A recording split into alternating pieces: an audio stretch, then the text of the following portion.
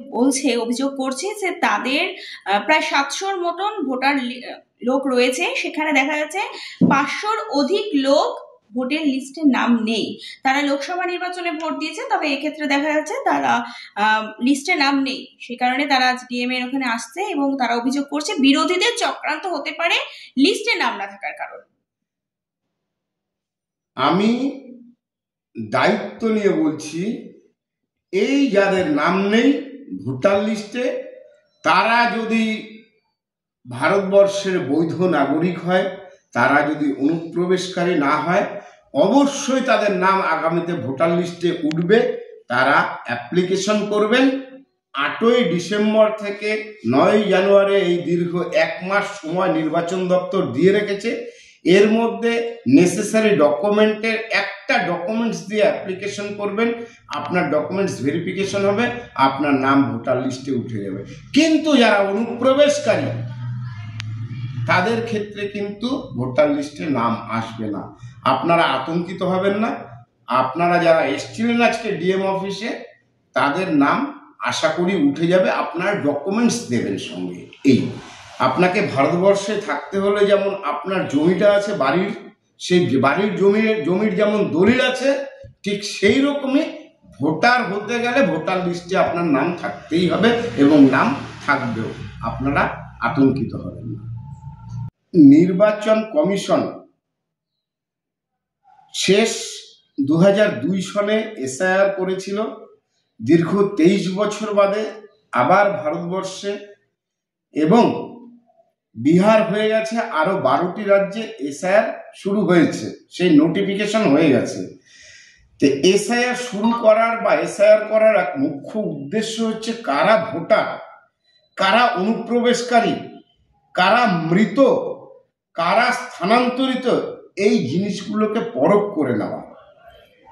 তো এর জন্য কোনো কোনো ক্ষেত্রে কারুর নাম বাদ গেছে বা কারুর নাম বাদ যাবে এবং কারুর নাম আসবে, সেই জন্য নির্বাচন দপ্তর 11খানা ডকুমেন্টসের কথা বলেছে। এই ডকুমেন্টসগুলো লাগবে। তো যাদের নাম বাদ গেছে তারা এই 11টা ডকুমেন্টসের মধ্যে একটা ডকুমেন্টস দিয়ে যদি অ্যাপ্লাই করে, তাহলে তারা যদি বৈধ হয়, অবশ্যই নির্বাচন আয়োগ ভোটার তালিকায় তাদের নাম সংযোজন করবে এবং যারা অনুপ্রবেশকারী তাদের নাম কিন্তু থাকবে না। বিএলওরা 4 দিন প্রতিটি বাড়িতে যাবে, তারা তথ্য যাচাই করবে, ফর্ম ফিল আপ করবে এবং শেষে তারা সিগনেচার করে সেটা নিয়ে চলে যাবে। এই হচ্ছে মেন এসআইআর এর ঘটনা।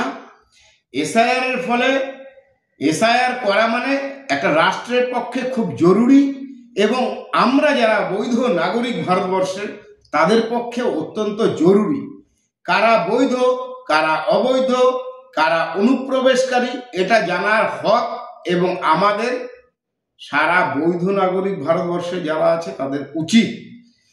কিন্তু যারা বৈধ ভোটার অথবা ভোটার লিস্টে নাম নেই, আশঙ্কা করার বা ভয় পাওয়ার কোনো কারণ নেই। তাদের নাম আগামী 9ই ডিসেম্বর থেকে 8ই জানুয়ারি পর্যন্ত ক্লেম পিরিয়ড নির্বাচন দপ্তর ঠিক করেছে। সেখানে তারা অ্যাপ্লাই করবে এবং নির্বাচন দপ্তর সেই তাদের অ্যাপ্লিকেশন এবং ডকুমেন্টস ভেরিফাই করে অবশ্যই তাদের নাম তুলবে। তাতে বিজেপিকে দোষারোপ করে লাভ নেই। যারা বিজেপিকে দোষারোপ করছে তারা ভুল করছে। একটা রাষ্ট্রকে যদি আমি ভালোবেসে থাকি, রাষ্ট্রে কারা আছে, কারা থাকবে, কারা থাকবে না, এটাও আমাদের জানা দরকার, এটাও আমাদের করা দরকার। সুতরাং অযথা আতঙ্কিত হবেন না, কেউ অযথা ভয় পাবেন না। আপনি যদি বৈধ নাগরিক হন, অবশ্যই আপনার নাম অবশ্যই ভোটার তালিকায় আসবে। তাতে আতঙ্কিত হওয়ার কোনো কারণ নেই, গুজব ছড়াবেন না।